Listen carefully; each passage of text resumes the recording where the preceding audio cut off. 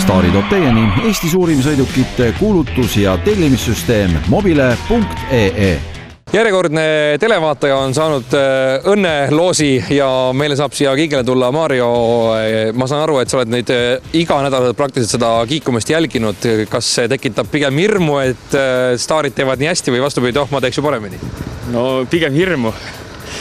Mine sa tea, võib-olla õnnest üldse. Kas selline asi sinu silmis võiks kuidagi liikluses ka kasulik olla, kui inimene oleks selle asja läbi teinud, sest tegelikult meil on öeldud kahtepidi üks asi, et on hästi mõttekas ja võiks proovida, esitab täitsa mõttetu, ei anna midagi juurde? No pigem tasakaalukust äkki annab ja. Selles, et sa pead kannatlikkusega seda tegema pigem siin liikluses samamoodi. Kannatlikkust, tähelepanekut.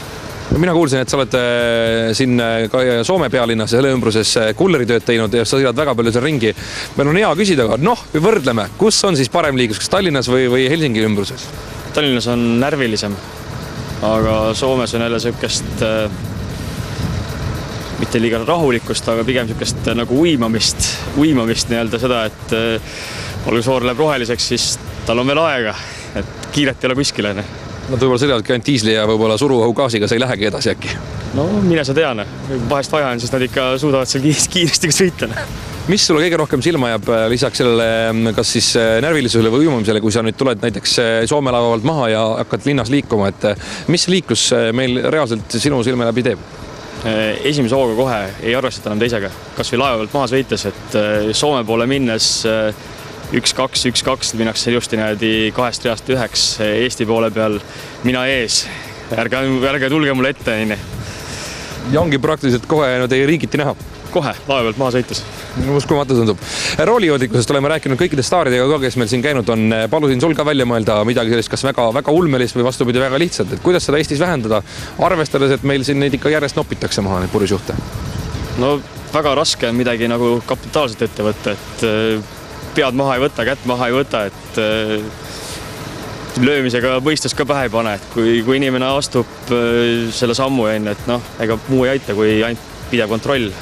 Jõudu ja edu siis! Jah, aitäh!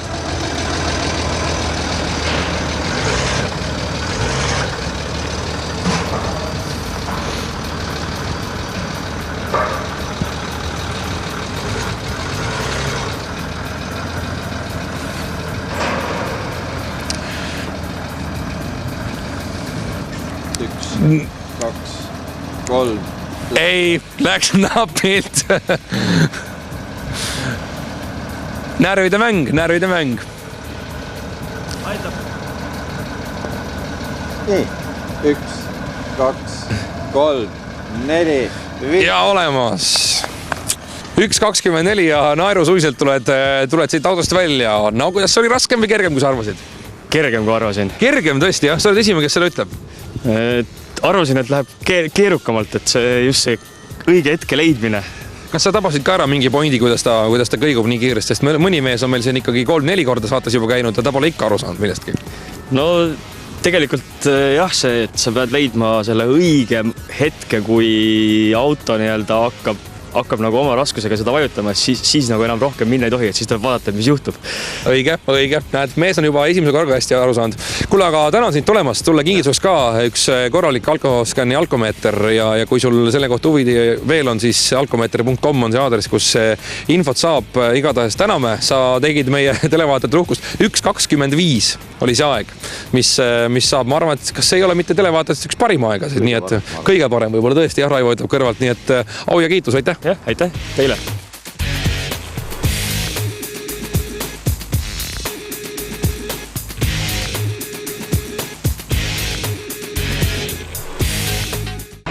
Staari toob teieni Eesti suurim sõidukite kuulutus- ja tellimissüsteem mobile.ee.